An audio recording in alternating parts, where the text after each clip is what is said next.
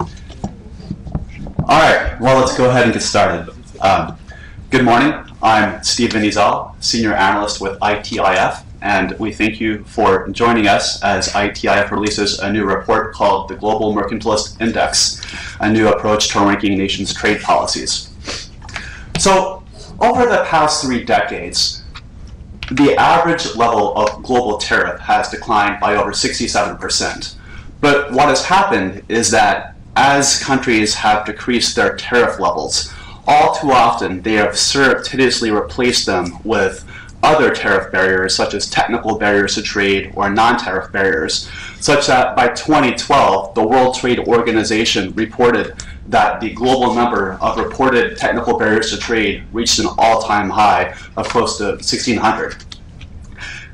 And I think what we see is a proliferation around the world of these new types of trade barriers, such as localization barriers to trade that ask companies to transfer their technology or their intellectual property or to manufacture locally as a condition of market access. We see new barriers to trade and services, such as barriers to cross-border data flows or requirements that companies have to use local ICT facilities in the provision of digital services. And so we have seen a growing use of countries' innovation mercantilist policies throughout the world.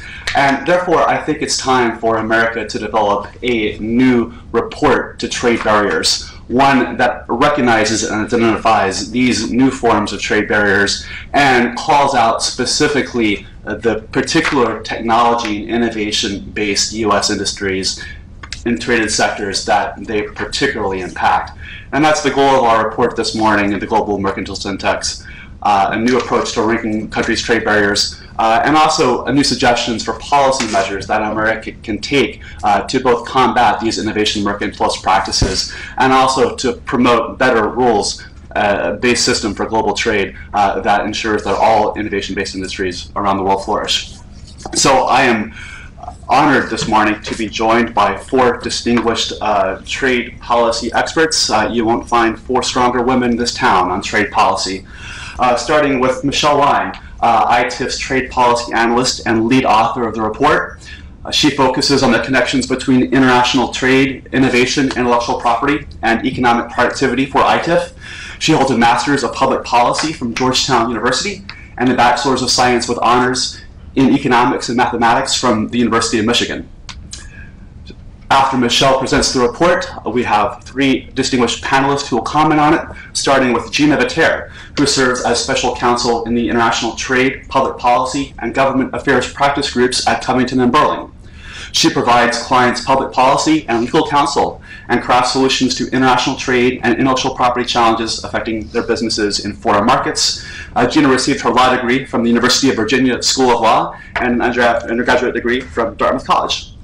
Following Gina, Dorothy Dwoskin, who was the Senior Director of Global Trade Policy and Strategy for Microsoft, where she's responsible for leading the company's efforts on international trade and economic issues, focusing on open markets for services and devices. Dorothy is a graduate of American University's School of International Service.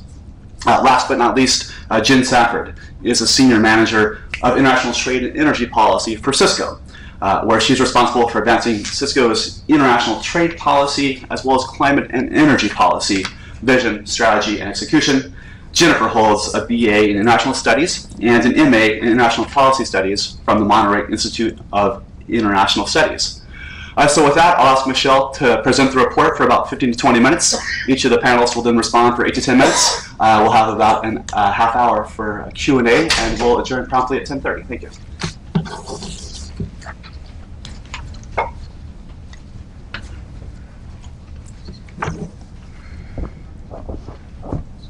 Good morning, everyone. As Stephen said, my name is Michelle Wine, and I'm the Trade Policy Analyst for the Information Technology and Innovation Foundation.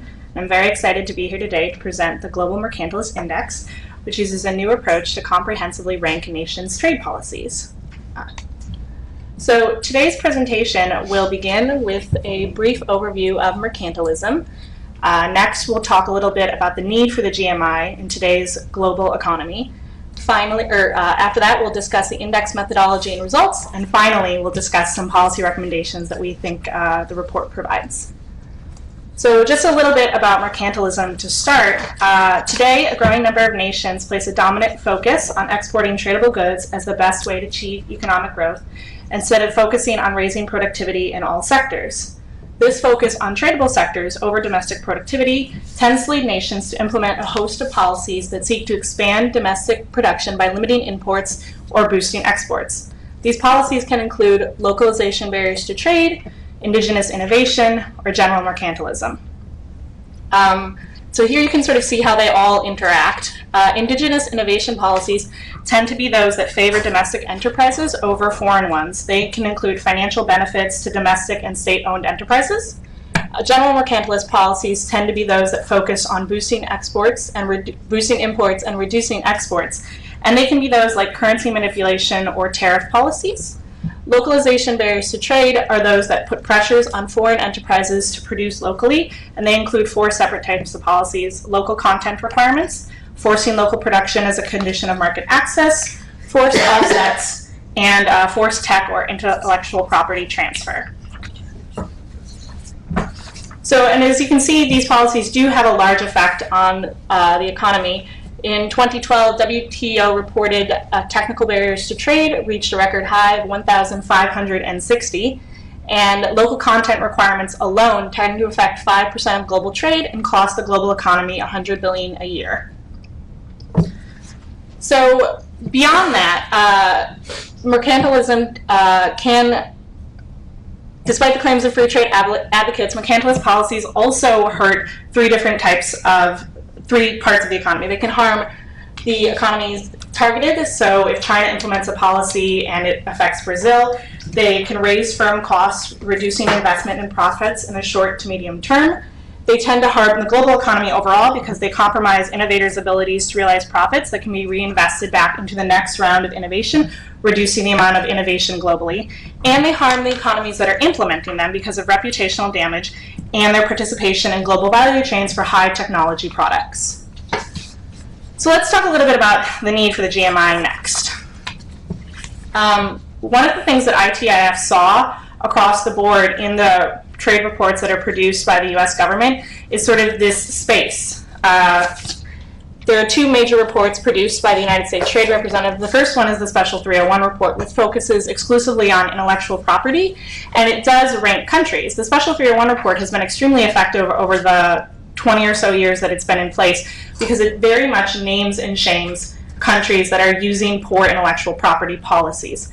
However, it doesn't get to all of the different types of policies that are out there that can hurt other firms, such as domestic price preferences, currency manipulation, many of the things that we talked about in the overview of mercantilism. The National Trade Barriers Estimates Report, or the NTE, does cover most trade barriers, including intellectual property, but it doesn't rank countries. And so what ITIF saw was this hole where you could get a report that theoretically ranked all different types of trade barriers, but that you could get a report that technically ranked all different types of trade barriers. You know, the 301 report only gets at IP, and the NTE report doesn't rank. Next slide, please. Sorry. So I want to talk, the most important part of this presentation is the index methodology and results. And that's, I think, why everyone's here, is to learn about the GMI. So I think the most important part is talking about that. And so ITIF used a 4-fold assessment to do the index methodology. The first step was creating a system that ranks nations on mercantilism. The second step was adjusting the ranking for the importance of the particular nation to the U.S. economy. The third step was modifying that ranking based on the extent to which policies affect U.S. advanced technology industries. And the fourth step was in combining advanced technology sectors and the economy-weighted scores. The second and third step are really what needs to be discussed right now, because right now, U.S. trade policy sort of lacks a strategic component to it. They consider potato chips to sort of be equivalent to computer chips, and that's not necessarily true. Advanced technology sectors are really the most important part of the U.S. economy and contribute the most to the U.S. economy's growth, and that's why we felt that we needed to modify the ranking based on the extent to which these policies were affecting U.S. Advanced technology sectors. And advanced technology sectors tend to be those that employ more highly skilled workers and tend to be more R&D intensive. According to the 2012 National Science Foundation report, this can include pharmaceuticals, semiconductors, aerospace, information services, and electronics and technology production. And then for the second step, adjusting the ranking for the importance of the nation, the U.S. economy, not all nations trade equally with the United States, and not all nations are as important to the United States as others. And so we really felt that it was important to sort of focus on those nations that we do the most business with and see which policies are affecting the U.S. the most. And so in order to do that, we combined share of FDI and share of two-way trade as reported as a percentage of GDP, and came up with an advanced, or a U.S. economy score to weight their pure mercantilist rankings by. And you can see this on the next slide, where you get into the sort of way that the index methodology works out. ITIF chose 16 indicators and standardized them into 8 categories to get a pure mercantilist unweighted score. And that's when we definitely looked at the advanced technology scores and the U.S. economy score. The U.S. economy score, as I said, is composed of a share of FDI and share of two-way trade expressed as a percentage of GDP. And share of FDI was considered 40% of the U.S. economy score, and share of two-way trade was considered 60% of the U.S. economy score. Advanced technology was done by a qualitative ranking of the National Trade Barriers Estimates report, and we looked at, in the report, which of the policies reported by industries referring to countries affected most of the sectors that I mentioned: the pharmaceuticals, semiconductors, aerospace, information services, electronics, and tech production. We also looked a little bit at digital content and a few of the other sort of things that tend to be the most R&D intensive and employ the most highly skilled workers. Once we received an economy-weighted score and an advanced technology score, the economy-weighted score was worth 40% of the final score, and the advanced technology score was worth 60% of the final score, to give us the overall final mercantilist rankings. Next slide, please. So, what indicators did we choose and why did we choose them, and how did we sort of put them into each of the 8 categories? We chose the categories that we chose, which you can see up here in blue, because they tend to be the ones that were reflected the most in the NTE report. They're very closely related to what the NTE already covers. We just sort of rearranged them to give us 8 categories, which are the forced localization, intellectual property, market access, benefits for domestically owned enterprises, currency manipulation, preferences for domestic production, tariffs and import discrimination, and the NTE report ranking. So within each of these, we have the 16 indicators. And for forced localization, we looked at non-tariff trade barriers, which is reported by the Fraser Institute, and sort of comprehensively looks at how many, comprehensively ranks countries on how many NTVs that they're implementing. And then we also looked at different localization barriers to trade types. And this was actually completed by an analysis of ITIF's localization barriers to trade report, which you can find on our website. And it looked at the 4 different types of localization barriers to trade that I mentioned earlier in the presentation: local content requirements, forced offsets, forced technology and intellectual property transfer, and local production as a condition of market access. If a country had been listed as implementing any one of these policies, they received either a 0, a 1, a 2, or a 3 based on whether or not they were implementing any of these policies. Then, for intellectual property, we looked at the Special 301 report, the Park Index, and the World Economics Forum IP protection. The Special 301 report comprehensively, as I said, ranks nations on their intellectual property policies with regard to how they're affecting U.S. industries. The Park Index is a global ranking of the extent of patent rights and how they're available in countries. And the World Economic Forum's IP protection is also a comprehensive look at intellectual property protection in countries around the world. For market access, we did the General Agreement on Trade and Services, which is an agreement through the WTO, and there's actually an index comprised by the World Bank that looks at countries' commitments and whether or not they have become completely liberalized or if they've remained closed. We also looked at how many regional trade agreements a country has nominated or notified to the WTO. And so depending on if they've notified 0 agreements, 1 agreement, 2 agreement, 3 agreement, so on, we gave them a ranking based on that. For foreign equity restrictions, this is a measure comprised by the OECD, and it looks at how a country limits foreign investment from competing firms or other countries. And so that was that was also part of the market access score. For the benefits for domestically owned enterprises, we looked at the government procurement agreement, which is an agreement through the WTO, and it asks signatory countries to treat firms in foreign countries no less favorably than firms domestically. We looked at the government enterprise and investment rating, which is also done by the Fraser Institute, and it looks at whether or not an economy is comprised of mostly state investment, so state-owned enterprises, that type of thing. For currency manipulation, this was actually a measure from the Peterson Institute, and the Peterson Institute looks at whether or not a country is, engaging in currency manipulation based on the IMF's definition. Preferences for domestic production was comprised of a qualitative trade policy review from the National Trade Barriers Estimates Report. So ITIF went in and read all the different countries and tried to figure out what countries were engaging most in domestic preferences for production. For tariffs and import discrimination, we mostly pulled measures from the World Bank, and those included the number of documents required to import into a country, the simple mean tariff rate, and then actually the complexity of tariffs measure is a measure from the International Trade Commission, and it looks at how complex a country's tariffs tend to be and how difficult that makes it for a specific country to import into another country.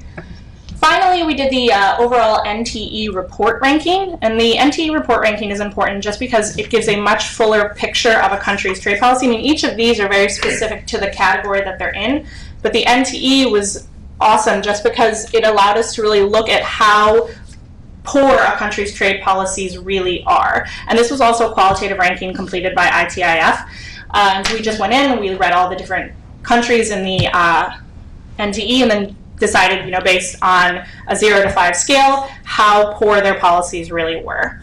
Next slide. And so that gave us the opportunity to come up with our final rankings. And we ranked 55 countries, so we tried to do a measure of, they were mostly OECD countries, but then we also tried to include a lot of smaller countries to sort of round it out and get a sample of the global economy and where countries are ending up right now. And as you can see, China ranks the highest, followed by India in our high category. And then we had the moderate high category, which included Argentina, Brazil, and Russia. Our moderate low category included a lot of the sort of Southeast Asian countries and many of the South American countries. And then our very low category, of course, had most of the European countries, which I think should be sort of no surprise to most people here. Next slide, please.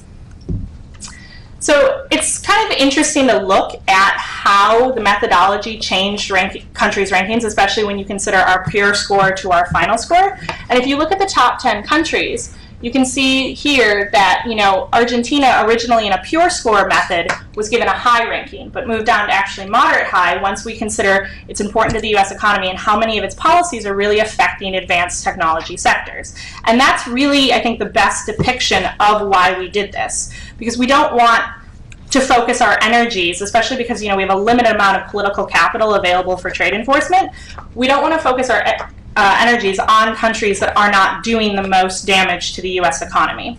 And you can see there are a couple of other major changes here. I mean, Malaysia was ranked much higher than Russia in the original pure ranking, but Russia is a big deal, and so Russia moves up and Malaysia moves down. Same with Thailand, Indonesia, and the Philippines. Next slide, please. So, as I mentioned just a few seconds ago, the 5 highest ranking countries were China, India, Argentina, Brazil, and Russia. And so it's kind of interesting to just sort of deep dive into those countries that were actually the BRICS countries, which, Brazil, Russia, India, China, and South Africa. We've decided to call these countries the BRICA countries as kind of a play on that. And you can see here that their final scores and their ATS score, their econ score, and their pure scores are all very high. And it makes it really important for the US government then to really start thinking about how we're going to do trade enforcement with regard to the countries that are really doing the most damage to the US economy: China, India, Argentina, Brazil, and Russia. Next slide, please. Okay, so finally I'd like to talk a little bit about policy recommendations that came out of this report. Okay, so our first set of policy recommendations really focuses on things that the United States can be doing, and our second set of policy recommendations really focuses on things that the global environment can be doing. First, obviously, we need the Global Mercantilist Index to become a thing. ITIF worked with 55 countries as a sample, but it's not the full picture of what's going on across the globe, and if this were to really be undertaken, you need to look at 100 countries or 150 countries, or the full amount of countries that are out there. And so Congress should task USTR with creating an annual Global Mercantilist Index in order to get the full picture of what's going on. The White House needs to publish a national trade enforcement strategy that reviews the adequacy of U.S. trade and enforcement mechanisms. And I think this really speaks to the BRCA economy situation that I mentioned earlier. Our trade enforcement strategy needs to be refocused on the countries that need the most attention, and those are Brazil, Russia, India, China, and Argentina, according to this report. To that effect, Congress needs to update the 1988 Omnibus Trade and Competitiveness Act. We need a chief trade enforcement officer and working group at USTR, and we need to restructure the interagency trade process so that USTR is getting, they already have the strongest voice in the room, but there are a lot of other voices that really are receiving too much weight. And so we really need to focus on what Commerce has to say, and we really need to focus on what USTR has to say, with maybe a little bit less influence from some of the other trade agencies, or the other executive branch agencies that are out there. Next slide. Continuing with U.S. policy recommendations, Congress needs to increase USTR, ITEC, and ITA appropriations for trade and customs enforcement. I think everybody out there knows has seen the reports on what USTR requests and what USTR receives, and it's not the same amount of money, unfortunately. So in order to really get at the trade enforcement that needs to be conducted right now, USTR, ITEC, and ITA need to receive their full appropriations. Congress needs to require that trade preferences, such as the generalized system of preferences, be tied to the GMI and Special 301 report results. Currently, actually, GSP preferences are tied to the 301 report results, but it's very, very, very infrequently applied. And so if a country is not using adequate and effective intellectual property enforcement or adequate and effective mercantilist enforcement, it really needs to be considered whether or not they receive trade benefits from the United States. And then U.S. development organizations like the State Department, the Millennium Challenge Corporation, USAID, etc., should advocate for a new approach to development economics not grounded in innovation mercantilism. And this sort of gets at the idea that there's a limited pot of foreign aid that we have, and so the foreign aid that we do have needs to go to countries that are behaving correctly. That means looking at reports like the Special 301 report, like the GMI, and making decisions about who is going to receive U.S. foreign aid based on how they are behaving. Next slide. So the global recommendations, trade policymakers should encourage the WTO to develop a similar global mercantilist ranking report. This report was created with a U.S. perspective. We used some U.S. data sources like the Special 301 report, and we also obviously weighted countries with their effect on the U.S. economy. If you want to make this a global thing, the WTO should look at doing this and not using those procedures, perhaps slightly different procedures, size of a country based on GDP, something like that, and doing a global mercantilist report with an international lens. The U.S. and its free trade allies should work to restructure the WTO so that it becomes a more effective enforcement organization and not just a market opening one. So this is very much gotten into in the report, but the WTO system is lacking, for I guess lack of a better term. The Doha round has been languishing for years now, and there hasn't been much forward movement in terms of trade liberalization and trade enforcement in the WTO.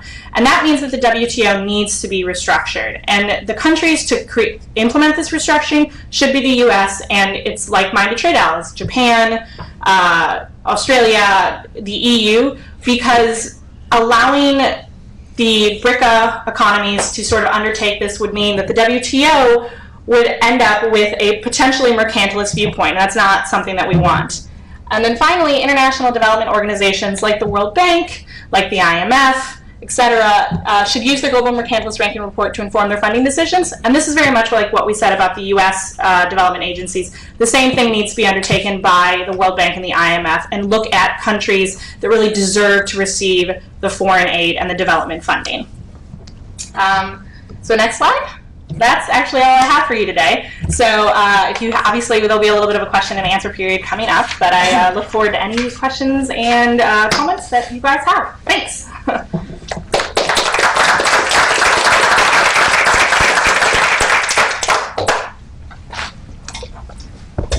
All right, thanks, Michelle. Gina? Mind if I sit? That's perfectly fine. Great.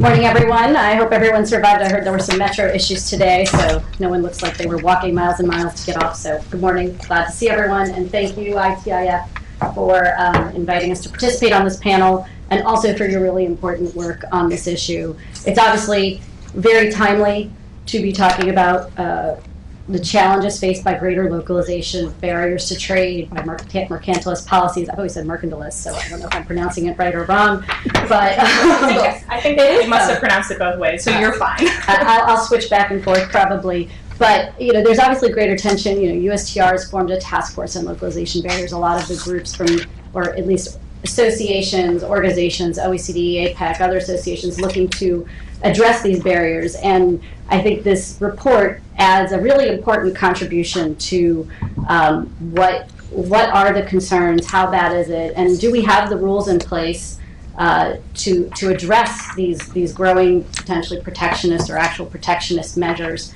I wanted to focus my comments today in 3 areas. The first is just the value of an index, and an index such as this one. The second is just a brief commentary on some of the challenges that ITIF identified in this report, and just a few observations based on some of my prior work and current work. And the third is on the recommendations themselves and some additional thinking in that area. First, some of you may know I worked at USTR for a number of years and focused both on broader issues but also intellectual property. And then I was at the U.S. Chamber's Global Intellectual Property Center focusing on international IP. So a lot of my comments will be heavier on the IP area. But at the GIPC, we created an index ourselves. So I will say my hats go up to you guys because it's a challenging process. It's very hard to get the indicators right. You will always be open to criticism on why didn't you include this or why didn't you include that. But there's value in the exercise. And I think, one, it requires an amassing of data and looking at new metrics. And I think that is very valuable to policymakers to see how you can pull existing data and existing reports or create new indicators to take a look at the problem through a different lens. So I do think there's value there. It also gives a higher profile to the issue, and I think that's very valuable as well. And frankly, no one likes to be at the bottom.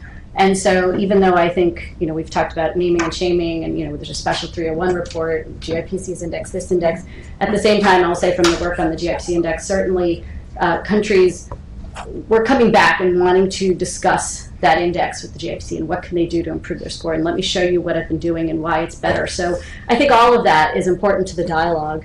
It also allows for benchmarking going forward. And so you can see improvements and decline. So from that perspective, I think this index is very valuable. It's also very valuable as we look at where the global trading system is going. And I think for those of us who are strong believers in the international trading system and a rules-based system, we do feel a sense of, I don't want to speak on behalf of everyone, but I think there is a sort of sense of frustration. Doha didn't go anywhere. The trade facilitation agreement stalled. Where is the new consensus going? What are our trade policy negotiating priorities for the U.S.? How do we continue to advance the rules-based trading system? And this is important to, I think, to give us something to look at and say, to what extent do our existing rules deal with these issues, and to what extent do we need new rules, and how do we go about that? So turning to the next area, just a few observations, I think, on the content of the report. I think certainly a number of us have experienced challenges in some of the countries where, which have been highlighted as some of the greater challenges. With India, there's a group, the Alliance for Fair Trade in India. 16 associations recently sent a letter to President Obama highlighting a broad array of concerns from intellectual property protection, localization barriers, tax measures, other issues. I know there's a new government in India, Prime Minister Modi, and hopefully there seems to be some more positive dialogue there, a commitment, for instance, on IP to have greater IP dialogue. But I think looking at how to address some of the practices in India from at least the previous administration, where they're going from here, it's a very opportune time to continue to focus on India. China, China's in some ways has made some advancements, and in other ways it's such a big market that and their policies can be somewhat unique or very unique that it is continually one of our greatest challenges. At Covington, we've recently been taking a look at some of the barriers in China, and I think this report does a good job of pointing out that there are some on-the-books challenges in China that will affect pre-establishment, both before you get into the market, once you're in the market, and then there's also administrative practices that frankly cause a great deal of challenge to, it's one thing to have something on the books, but how do you combat something that's informal guidance, and how do existing rules deal with where you feel like maybe there's targeted enforcement, but it's not on the books. I will flag, just because we have been doing a lot of look at this, 3 particular types of restrictions that I think fall into this area. In a number of categories. So with China, I would say, there's market entry restrictions, and we've taken a good look at a number of those, and we want to highlight, for instance, one on the book: employers may not employ foreigners for art performances of a commercial nature, except under specially prescribed circumstances. Additional approval requirements. For example, the catalog of industries for guiding foreign investment requires investment approval for foreign investment in all manufacturing sectors, whereas the catalog of investment projects ratified by the government allowed is not quite the same for domestic. So there's some different treatment in the approval requirements. And the last I would say is, sometimes there's a sense that there's administrative practices that allow for targeted enforcement, but it's not on the books. But we did find one interesting one from one of the provincial governments. National tax agencies must conduct tax investigation on no less than 300 foreign invested enterprises. If less than 300 foreign invested enterprises are located within the jurisdiction, then all of them must be investigated. So, pretty clear. Sometimes it's not always that clear. Sometimes it's handed to you on a plate. So I think that there are, in China, I think some real opportunities right now, and I'll talk about that when we talk about some of the rules with the U.S.-China bilateral investment treaty negotiations. But I think there's also some real challenges there. I was also glad, given the focus I've had on IP, to see the index focus on intellectual property as well. I think IP theft can take a lot of different forms. I know I see a number of you in the room with these concerns, from patent protections being undermined, and I saw the report highlight some examples in India that have been particularly challenging. This isn't alone to just developing countries. We've also seen it in developed countries. Countries like both India and Canada have been on the USTR's Special 301 list almost since its inception in 1989. And I think, looking at the types of challenges and when those may be discriminatory of one sector or one country is always something worth further exploration. Trade secrets is an area we hear increasing concern about, and how you capture that under today's rules and use some of the new trade agreement negotiations to deal with this growing threat, both from individuals, but also government forced technology transfer or economic espionage. Piracy and counterfeiting, also incredibly important. There's a study, I think, by Envisional from 2011 that talks about I think about a quarter of all content online is infringing. So, looking at both our existing tools and new tools and how we combat that is a really important endeavor. With that, I would turn to just a few observations on the conclusions of the report. I think focusing. I think one of the things the report focuses on that mentions is really important is that in some cases there may not be the rules in place. But one thing I think I would also focus on is when we're looking at new enforcement tools, to what extent are we talking about enforcement tools for trade barriers mentioned in this report that may fall within our existing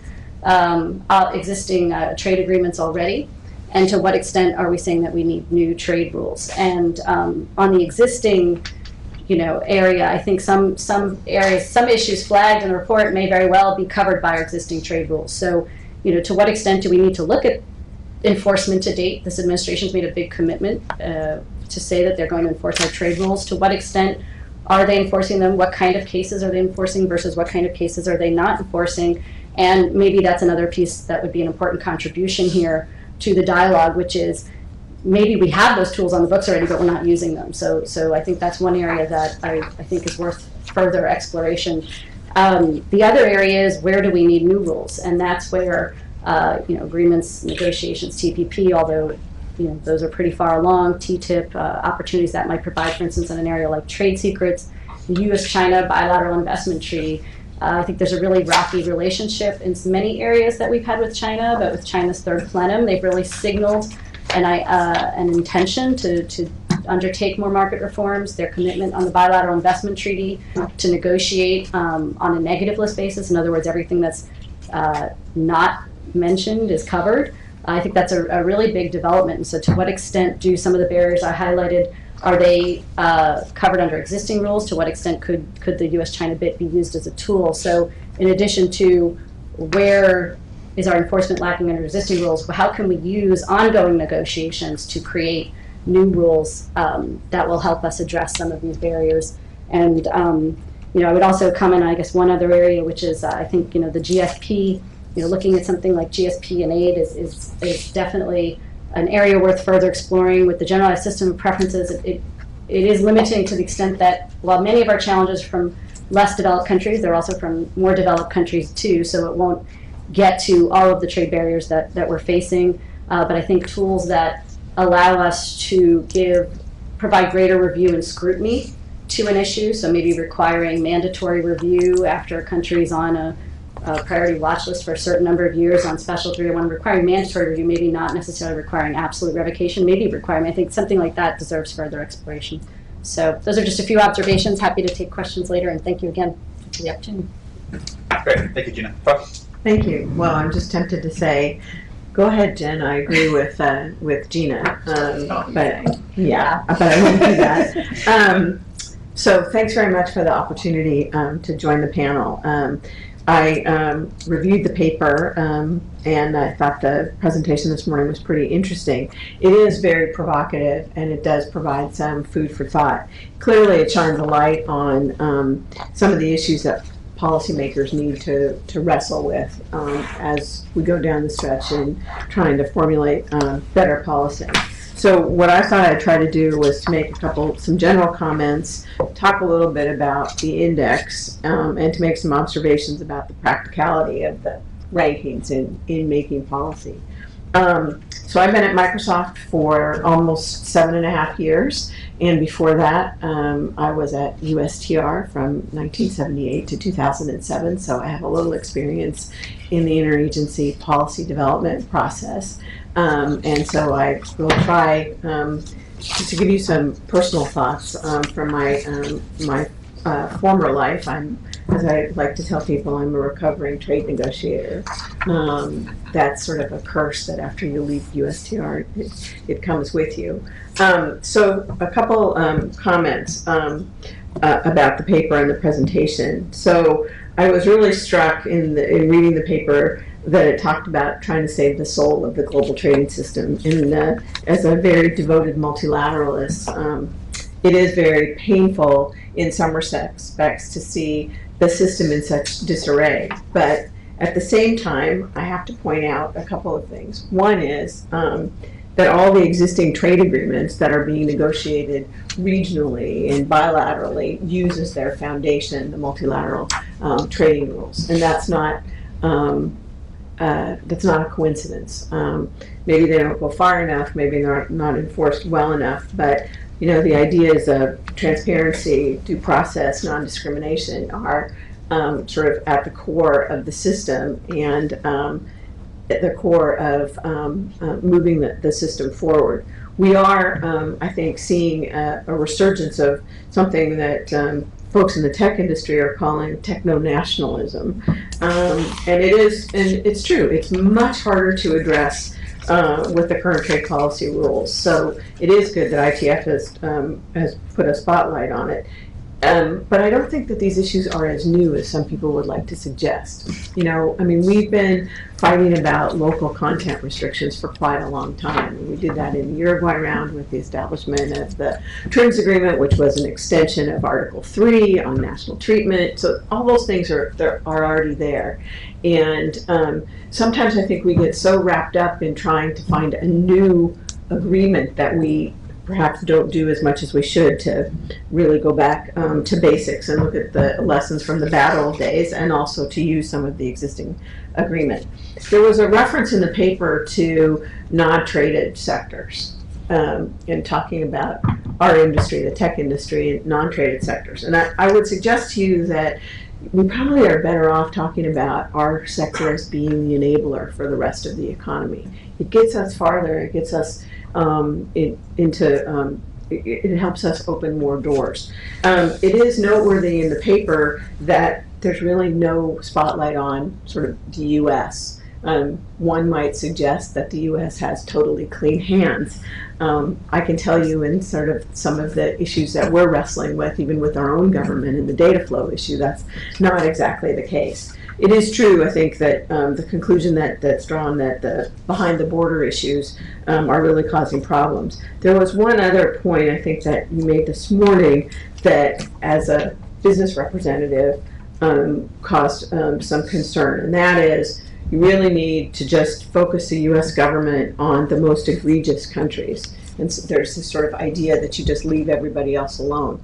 And as I said, a recovering trade negotiator, I think you need to be careful about creating the impression that if you're in the second tier, that it's okay if you have a forced localization requirement. And it's okay, you know, if you are going to say, for example, in the tech sector, you can only have an import permit for laptops and phones and tablets. You know, if you decide that you are going to build a manufacturing facility, if you're in this sort of middle category. So I think we need to be a little bit careful about that. So, you know, the question of to rank or not to rank, I'm not sure that just looking at where you came out, that we would necessarily put all the countries in the same place, you know, from our business perspective. But I think the underlying question of are you looking at the right policies is a really, really good one. And it really suggests that the United States needs to create some leverage that it doesn't currently have to affect a change in policy.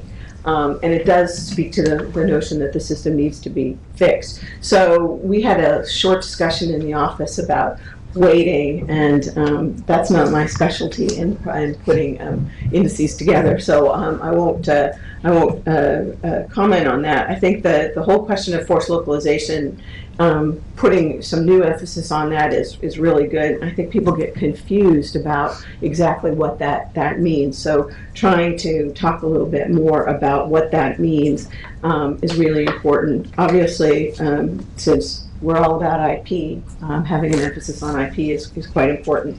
I found it interesting that you merged together services and investment in a way, because I actually think they probably are worthy of, you know, two separate categories. And if you really want to get into the innovation stream, having the right kind of services environment is actually a little bit different than the investment environment.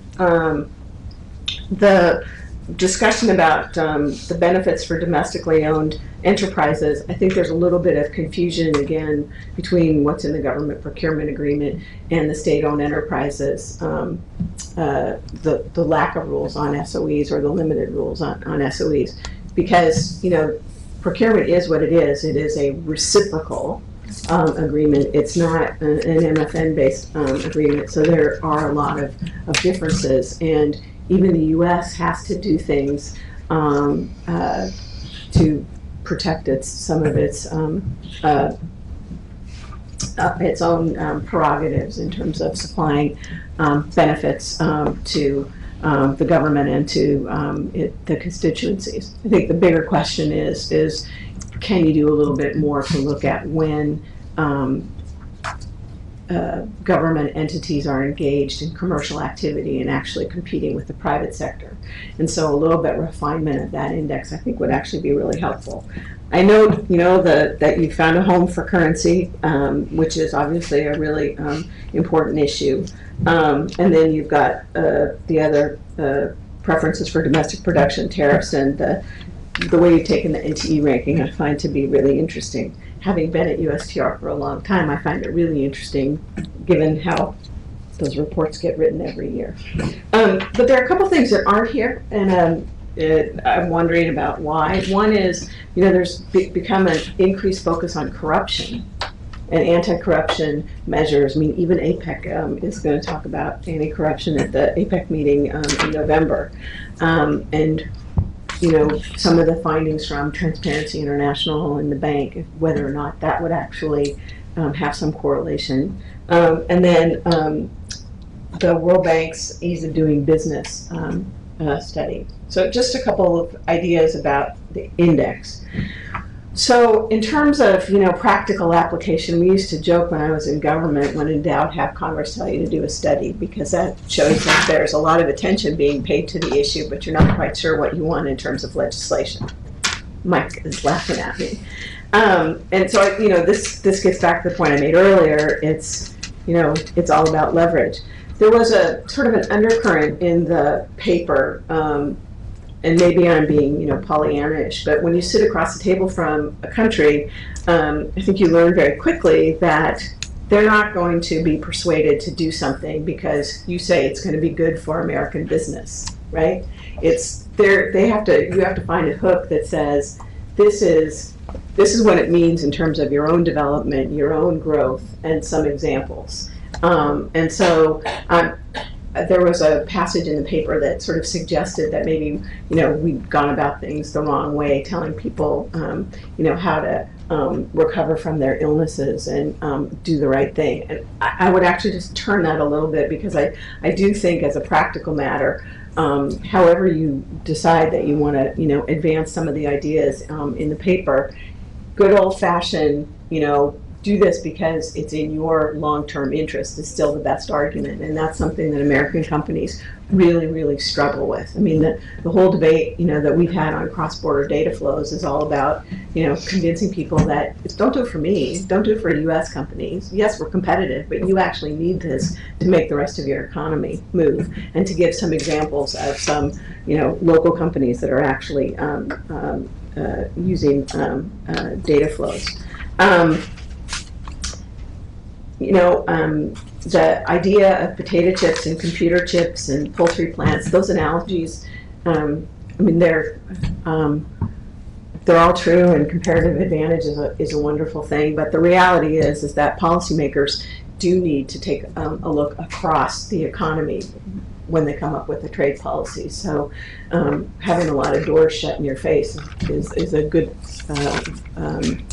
could potentially be the result of saying, don't worry about agriculture, just focus on the advanced tech sector. Some people in agriculture would say, we're part of innovation in the advanced tech sector. So another thing we need to do as an industry is really sort of broaden what we mean by innovation, because I think there are a lot of agribusiness industries that feel that they're, very, very innovative and depend on some of the same things that we do.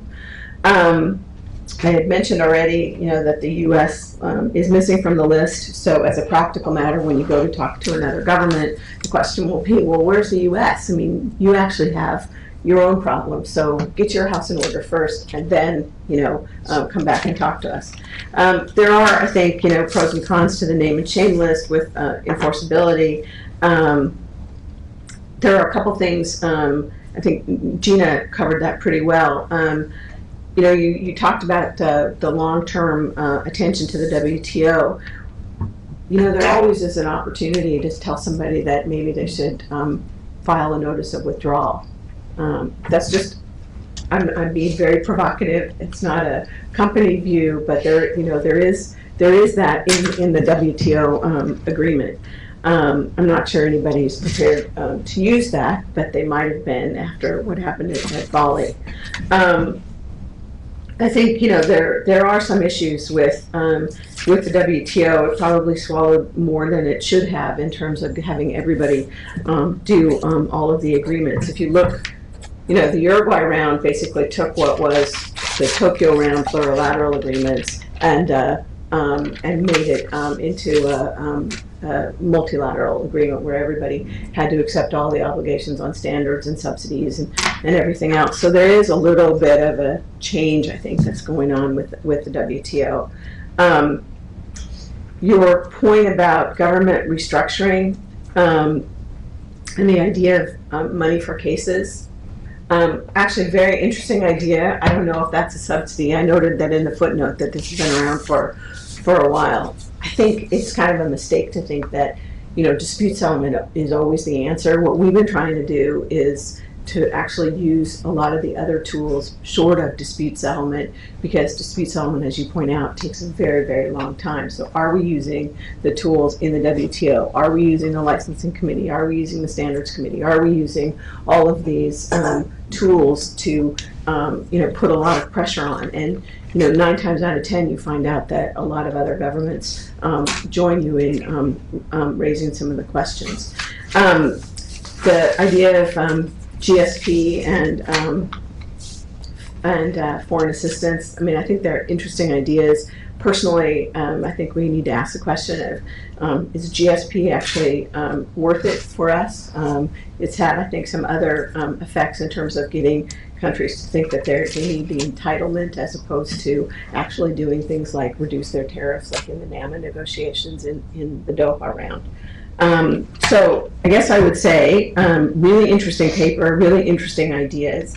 Not sure that I would want to embrace all of the recommendations, but I'm sure you're not surprised about that. And that I think whatever you do going forward with this, I think it's really important to say, as Gina has already pointed out, that the rules-based system is still the biggest and best bet for the U.S. and for U.S. companies, and we need not to cast doubt on that as we go forward in looking at some of these issues. So thanks very much. Thank you, Dorothy. Jen. Sorry. Thank you. No, that's very, very helpful, and I agree. I agree. Thank you very much. I thought what I'd do is talk a bit about just my reaction to the paper overall, and talk a little bit about the index and some of the recommendations. My overall reaction to the paper is it's very helpful because we've been hearing the industry and various parts of this industry talk about their concern about localization barriers to trade. But what does that mean? What are the various categories? How do we start to wrestle with quantifying what those issues are? And what their impact is, I think, is what would be most helpful to understand. And in that respect, Dorothy had suggested this, and I guess maybe as a part deux of this paper, is to think about what is in fact the deadweight loss that's associated with being at the top of this list. So what is the cost to these other economies of being high or moderately high? And another piece of that is to identify those countries that are on the rise with respect to, they may appear to be moderately low, but I think we need to have some sort of dynamic review of where are these governments headed. I'll tell you, in a corporate context, many of our executives do ask, well, what's the forecast? What are you forecasting? Where should we be investing, given what the dynamic is in terms of, are we worried that these governments that appear moderately low now are on their way to moderately high? And if so, what are the factors that are influencing that, and can we influence those factors ahead of time to keep them in the low category? I was a little bit surprised, frankly, to see like South Africa is moderately low, given they have a number of local content requirements, and they're also not a member of the ITA, which in your methodology for determining the categories. You had tariffs, and it was across the board tariffs, which I thought was interesting, given that you were trying to look at strategic industries, or advanced technology sectors, and it struck me that instead of looking at the across the board tariff, average tariff, maybe you could actually look at ITA membership as a piece of the where to factor these countries. Similarly, on government procurement, so I was surprised to see South Korea, for example, as moderately low, given an array of problems that the industry is seeing in the government procurement sector. And one thing that the report doesn't capture is, even though South Korea may be a member of the GPA, it doesn't necessarily mean that they're respecting their GPA commitments in certain ways. And so how can we get at looking at maybe foreign market share, or using some other means of determining where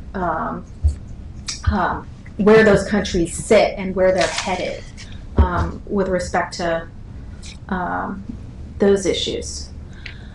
I wanted to also mention I thought it was a great idea for you to create the ATS score at 60% and then also create the economic piece at 40%. One area I was thinking about on the 40% is you were talking about imports and exports, right? And I think many of us in the trade community are trying to get away from just a pure import-export discussion.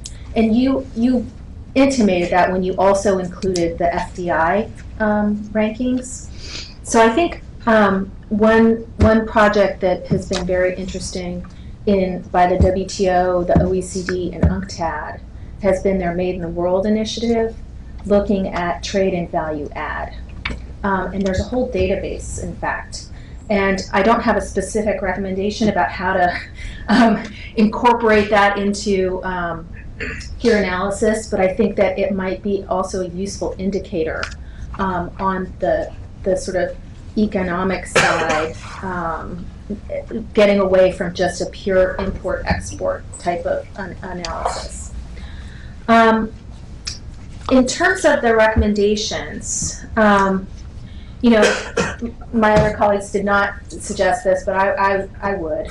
In terms of GSP and looking at GSP as a tool, I think it's a very valid discussion, given where many of these governments are and imposing trade barriers, and yet receiving preferences on a unilateral basis from the United States. I think in evaluating that decision, I think it should be taken into account what the effect on the U.S. economy would be, so that we aren't, sort of shooting ourselves in the foot, and that could, temper the decision one way or another. The idea of a tax incentive to fund WTO cases.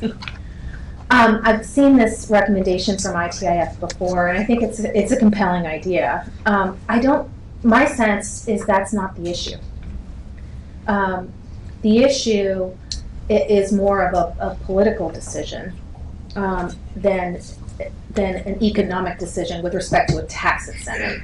So I think it's an interesting idea, but frankly, I think it's a little bit beside the point. And that, frankly, the point really is, I think, for the industry to make a decision about what its strategy is with respect to addressing these barriers that you so artfully identify. Agree, Dorothy, that there are tools aside from enforcement proceedings. At the same time, I also agreed with your point about there are some existing tools that are there that we're not taking advantage of. And I think it's a mix. The industry really needs to come to some kind of consensus around what its strategy is, because some of this, frankly, is our issue to deal with as an industry. So And then shifting the funding from export promotion to, I think we should, instead of perhaps withdrawing the funding, we should perhaps shift the funding and the support. So to helping these governments for things like capacity building, to get the right type of law in place, to get the right type of policy environment put in place, as opposed to withdrawing aid. So I also agree the recommendation should also get into the idea of what does this mean for trade negotiating objectives, because I think that's certainly an implication here. So I think that this is a great addition to the ongoing dialogue within the industry and outside the industry. I think the industry needs to do more. I think there are certain areas that the report could take into account. For example, on the U.S. side, Dorothy and I were talking earlier about throwing stones from a glass house. I think it's important as we look at the strategy to understand where U.S. vulnerabilities are. So I would like to see where the U.S. ranks in this category, in this set of categories. And on page 8, for example, when you were discussing, how these policies are so restrictive and difficult for other governments, I was thinking to myself, well, what about the NEI, and what about the Buy America Act, where the U.S. imposes its own local content requirements, as well as has a whole program focused on boosting exports, right? So where would we rank among these governments? So thank you, a very thoughtful report, and appreciate the ideas and suggestions by other panelists as well. Thank you, Jen. Well, Michelle, perhaps I will ask you if you have any comments or thoughts on the remarks the panelists have made here. I think, most of my comments on the remarks of our fabulous panelists are just the suggestions that you make are incredibly helpful, especially if we ever undertake doing something like this again, because this is an art and it's not a science, and looking at different data sources moving forward, or trying to think about ranking the United States, especially because some of the data sources that we included were US data sources and didn't rank the United States. It would be interesting to think about looking for hopefully other better data that might exist in a couple of years and including the United States in that report and seeing how they do. I think the other thing to think about moving forward is, I talked a lot this morning about focusing on some of the moderately high and the high economies. I don't want it to seem like we don't consider the moderately low economies to also be a problem. I think it's more about strategically allocating the resources that we have. So you're talking about putting the most effort on the moderately high, but that doesn't mean putting no effort on the moderately low. Certainly they need to be looked at as well, and especially because there's the chance, when we talked about the way that countries moved based on relative importance to the United States and advanced technology sectors. Malaysia was moderately high in the original pure rankings, but moved down after we sort of weighted on importance to the economy, and that's definitely something to consider too. Do you really want to be looking at the pure mercantilist rankings or the final rankings? And I think both need to be taken into account when you're making strategic decisions like this. I think those are just my general comments on things that all of you guys had said. If we have any questions, maybe. Thanks for that, Michelle. I think I'd also just add a couple points here. First, the report we released last fall called Localization Barriers to Trade, Threat to the Global Economy. I think there's not a better report in the world that shows why those types of innovation mercantilist policies, which seem like they will generate good short-term results for companies, in the long run end up being very deleterious to the countries that enact them, in addition to the global economy. So if you haven't seen that report from ITIF, I'd encourage you to look at it. Really enjoyed and respect all of the panelist remarks. However, I think from ITIF's point of view, we really have to recognize that we are no longer in an environment of unlimited resources, if we ever were in this country, but it's clear when we look at national security prerogatives, we have to make very difficult choices about how we allocate our resources. I think that's true in the trade sector as well, where we have limited resources and ability to confront all of the types of mercantilist practices we see throughout the world. And I think we need to be very strong in saying, look, there are some practices that are particularly damaging to America's most important, most vital industries, the ones that are responsible for the highest production and value added, the highest wage jobs in the US. And trade policy should be unabashed about calling out those types of practices and looking to contest them. That's not to say we don't look to contest countries when they put in place policies that affect lower value sectors like agriculture, what have you. But I think it's a time for choicefulness when there are limited resources for a country. And then finally, I guess we couldn't agree more, and ITIF has been a clear advocate in saying that when the U.S. introduces its own mercantilist practices, like Buy America, like extensive farm subsidies, that we're shooting ourselves in the foot, that those policies are counterproductive to the interest of American workers in general, to the American economy in whole. And we would encourage Congress to take a serious look at those policies, which aren't really helping us, but are damaging the global economy.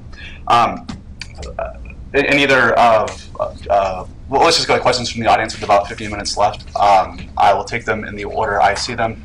So here. Ted Alden from the Council on Foreign Relations. I had kind of a historical question. It's a great report, by the way.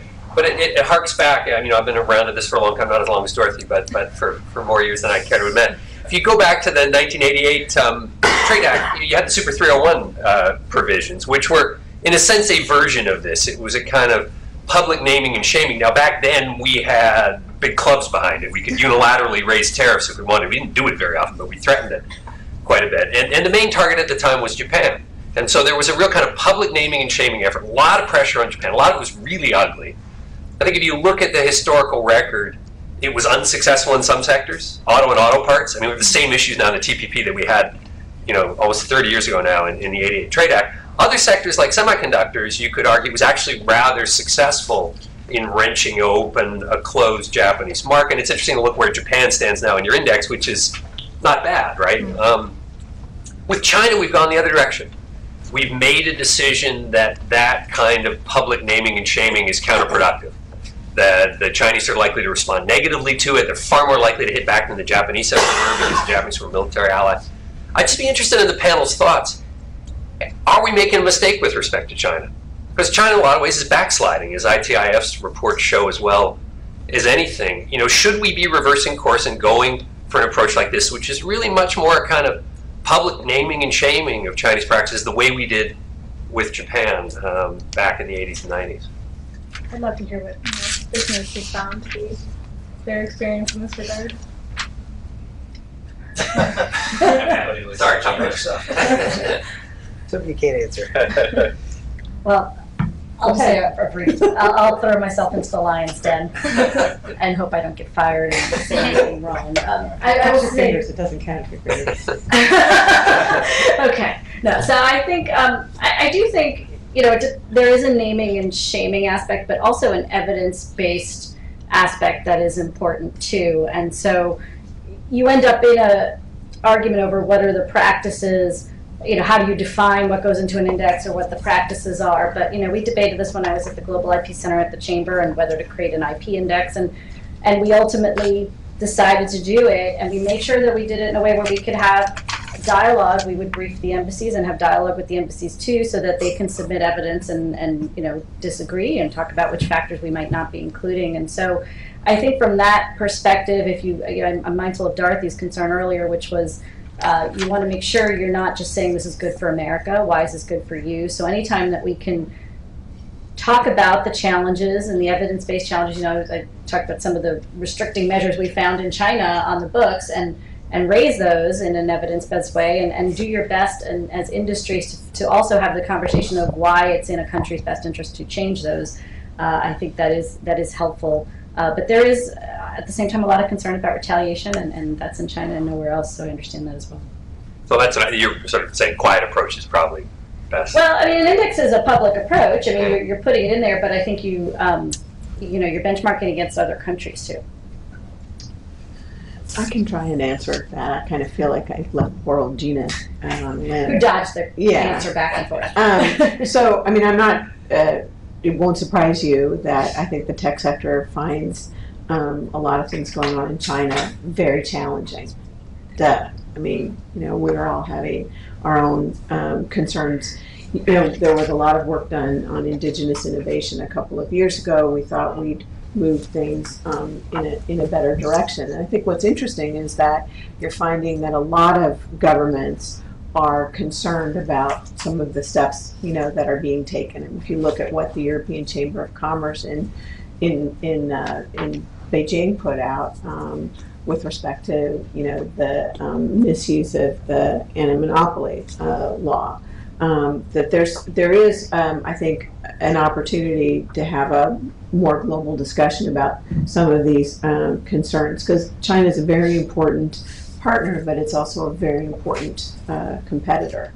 So having a sort of a more open discussion about some of the issues, and clearly hasn't, Bloomberg had an article a couple weeks ago about the drop in China's FDI because of some of the signals that it's sending. So having that sort of discussion about a better business environment, I don't think we should be, afraid of it with China.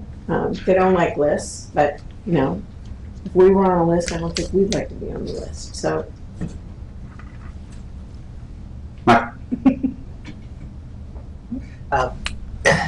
I think it's a really interesting index, and I haven't had a chance to read the report, but one of the points, one of the policy recommendations that I thought was worth exploring, and I don't know if you had sort of more detailed set of ideas there, was having the WTO focus more on enforcement, because certainly the Doha round has created, and the more recent sort of stumbling going on around the trade facilitation agreement have created serious doubts about WTO's viability as a negotiating institution. And on the other hand, it's got a great set of rules, a great dispute settlement system, and the TPRM that really doesn't really do much, right? And so I wonder whether there aren't some ideas to help boost its effectiveness as an enforcement body, or a body that's shining light on bad practices. And one example that was, I think, moderately successful was in the wake of the financial crisis. The WTO would put out these periodic reports about countries that were backsliding on their commitments and trying to kind of say, hey, we can't. We, the WTO, can't stop you from violating your obligations, but we can at least shine a light on it so there's additional pressure. They also probably worked with that G20 process to make the commitments. And, it seemed moderately successful. If you look at, that financial crisis versus certainly, 1933, it was a massive difference in the response. So anyway, I think that's worth exploring, because it's an area where it's pretty ineffective now, and there's a lot of scope for improvement. I think the WTO has lost a little bit of standing recently just because of the sort of languishing of the Doha and the sort of, stumbles with the trade facilitation. And one of the ways that I think ITIF believes, that we can bring the WTO back to where it used to be is for them to start, again, being a major player in trade enforcement and trade review, and the way that countries are working together. They do their trade policy reviews, which can be very helpful, but it hasn't been as much recently as I think that they could be doing. And we agree that there could be something there in terms of how it's restructured to sort of focus a little bit more on the new trade challenges moving forward. If I can offer a remark on this one, I was actually a little disappointed in the G20 and the WTO sort of saying, oh, everything's fine, protectionism is in check. I think you're right, compared to the 30s, that this shock didn't result in quite the economic upheaval that we had seen previously. But I still think that there were pockets of response, particularly in this sector, that were quite protectionist in nature, and that there was sort of a systemic type of targeting of innovative industries by certain governments that should have been, I think, noticed sooner than it was noticed. So I think the ITIF report helps to identify that and get that into the fore. But I would have preferred that maybe they'd taken a little closer look and perhaps taken a sectoral approach or something other than what they did, because I don't think they quite caught it. And I should have said, please introduce yourself. And Sure. The Steve Mitchell International Trade Administration. Some veterans of the Special 301 wars may say that many of the successes of that as a program comes from the fact that the output of the report specifically targets certain objectives that can be accomplished in the short to medium term, so as to really give rise to an effective negotiating agenda, bilateral consultation agenda between two countries. And I'm trying to imagine if the output of a global mercantilist index might be capable of being boiled down and sequenced in such a way to really provide a productive negotiating agenda in that way. You know, I definitely think that's true. Not quite any of the veterans in this room, but having sat in on some of the Special 301 meetings myself, you know, what you see is industry bringing specific problems that they would like to see fixed, and then you see the output sort of listing those problems, whatever particular law in whatever particular country that was passed. And I think the way that ITIF chose to approach this index in its first iteration was really to get the data out there, to look at the data, and to sort of do it from a broad 30,000 feet type of perspective. If this were to ever become a thing within USTR, I think that you could see a very similar process taking place where industry is bringing some of the major concerns that they're facing to USTR, and the output could be boiled down in a much similar way. You know, whatever particular laws on the books that we saw this year that is really a problem for us. And I think it makes it helpful then for countries to engage because they see what the big issues are. And I definitely think that that would be possible, depending on who undertook to make the report. And it expands the set of remediation points, so to speak, beyond merely those that deal with intellectual property type issues, I think. Steve. A couple of things. First, I'd like to reinforce what the panelists said about the importance of looking at the U.S. Because I think if we look at this, those of us who are working for companies and advocates globally, we always get pushed back in our face all the bad policies the U.S. has, you know, Buy America being the primary example. So you might consider, Michelle, doing a companion report that I know you can't use all the same indicators because they're from a U.S. perspective, but having just a short companion report that kind of looks at the faults in the U.S. Policies would be helpful. We already, you know, talked our own government against Buy America and similar things, and we remind other countries of that. But one thing that struck me, having not read the report yet, was looking at the outcomes. I focused on the moderate low category, which is where the controversy is. Nobody would be surprised to see the top five, you know, the high, moderate, high. But I think our friends in Australia and Canada might be a little bit shocked to be in the same category with Vietnam, for example. Can you comment on why those countries show up with South Africa and a couple of others? Because I think that could undermine the credibility of the report a little bit. At least, now maybe it's driven by pharmaceutical industry to some extent, that I just don't know kind of what's the IP or, you know, licensing issues with pharmaceuticals in some of these countries, since that's not my industry. But I think that could be a problem in using this globally, is if some of the countries that in many ways are our allies, say in TPP negotiations, look at this and say, oh, wait a minute, Vietnam? Not in the same category. So if you could comment on that.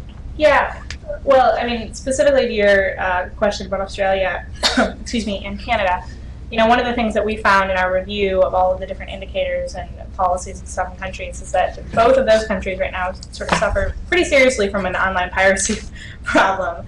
And they also suffer at least, and definitely in Canada, they suffer pretty seriously from a pharmaceutical problem. And the way that they're implementing the WTO or the TRIPS, and what they've started undertaking was something called the Promise Doctrine. And for those reasons, you know, I think ITIF feels that they did sort of end up in the right category. We may not be seeing the same market access issues that you might see in somewhere like Vietnam, but the problems that Canada and Australia have are no less important to advanced technology sectors than the ones, I think, you know, in some of the other countries we've seen the moderate to low sector. And I think also on the ranking, you know, neither Canada nor Australia is super high at the moderate. If you look at the actual numbers that come out, you know, they are in the moderate low category because that's the quartile, but they may rank a little bit higher up in the moderate low category, sort of closer to the bridge between low and moderate low type of situation. And I guess to amplify that comment, I mean, one of the panelists did make the comment that, yes, some of these trade barriers have been around for decades, and certainly that's right. We've always had local content requirements. Completely agree with that.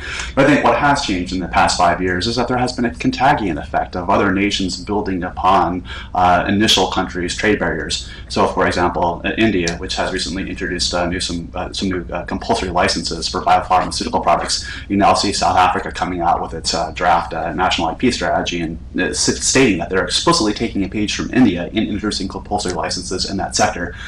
Certainly India's implementation of the preferential market access policy for local content requirement, value addition, whether the product was manufactured in India or the IP was developed in India, came directly from China's policy of indigenous innovation. So I think what you are seeing is this is a report reflecting some contagion effects, and that's why you see countries being in those categories. We have a question coming from online from Twitter. Michelle, this may be for you. The question is, what, if any, is the correlation of the index with trade as a surplus % of GDP? Oh boy, well that is actually not something that we completed, but that is definitely something we could complete. In fact, I think the person in the room who could most help me out with that would be, so we could definitely work on something like that and sort of completing it. I think that there would be a correlation, sort of just off the top of my head in the way that I think about the numbers, but you know, having the actual result right here in front of me, no, I don't know, but I think we could look at that and definitely answer it soon. I don't know if we have any more on that or what it could tell us. Could you just say the two variables again? The correlation of the index with trade as a surplus % of GDP? That would be definitely something interesting to look at. Yeah, I think there would be a correlation for sure. We just haven't completed it yet. Okay. All right. Something to think about. Definitely stay in touch with whoever Yeah. tweeted that at us. Great. Any other questions? So, I guess once again, I would like to thank the panelists. You know, I'd also like to particularly say thank you for some of the new measures and indicators that you suggested could be added to future iterations of the report. I guess I'd like to emphasize that ITIF viewed this as a template, as a methodology for an approach that USTR could take to introduce such a report. So we certainly did not intend for this to be the final say of how such a report would be developed. But I don't think these issues are going away. I think issues of trade protectionism will continue, and I encourage those from Congress and those from USTR who are in this room and beyond to give serious thought to the importance of such a report that really does expand a ranking methodology beyond just looking at countries' intellectual property policies, but to the broader milieu of innovation mercantilist policies that are affecting U.S. industries. So with that, thank you to our panelists, to Michelle, and to you for coming today.